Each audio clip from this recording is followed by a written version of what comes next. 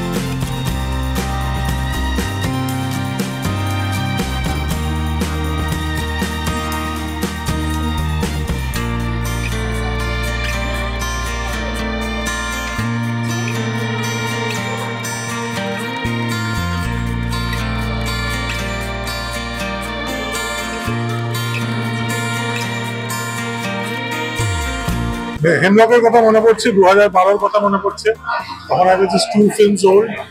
But যেভাবে মানুষ আনন্দ করার প্রত্যাবর্তনে সাড়া দিয়েছেন খুবই আশান্বিত লাগছে, এবং মনে হচ্ছে যে মানুষ সেই ভালোবাসাটা আবার ফেরত দেবে। খুব ভালো লাগছে।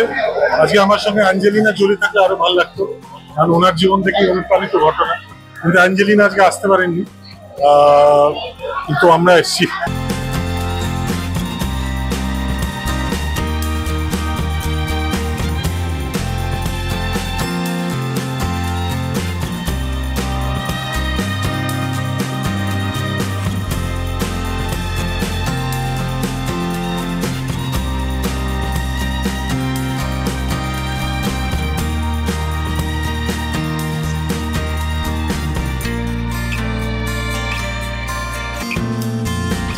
অনেক বলেছি এতদিন ধরে সব ইন্টারভিউজে, আজকে পরীক্ষার ফলাফল বেরোনোর দিন, সো ভেরি এক্সাইটেড। এখন পেটটা কিলবিল করছে, বুঝতে পারছো তো, সো বেশি কথা বলা যাবে না। যে কোনো অভিনেতা অভিনেত্রীর কাছে এটা স্বপ্ন পূরণ যে আমি সুজিত মুখার্জির পরিচালনায় কাজ করলাম, আর আমি কৌশালী মুখার্জি সে Sujit Mukherjee, so it's Mukherjee combination.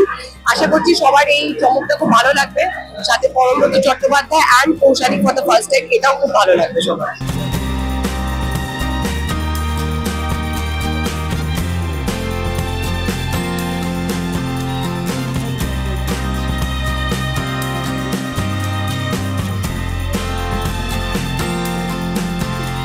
আমার 2 দশকেরও বেশি সময় হয়ে গেল ইন্ডাস্ট্রিতে অভিনেতা হিসেবে, পরিচালক হিসেবে।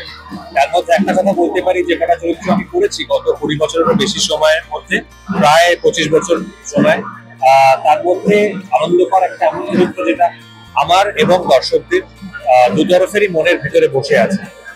তার মধ্যে আমার করা সেরা 5-6টা চরিত্রের মধ্যে নিঃসন্দেহে একটি।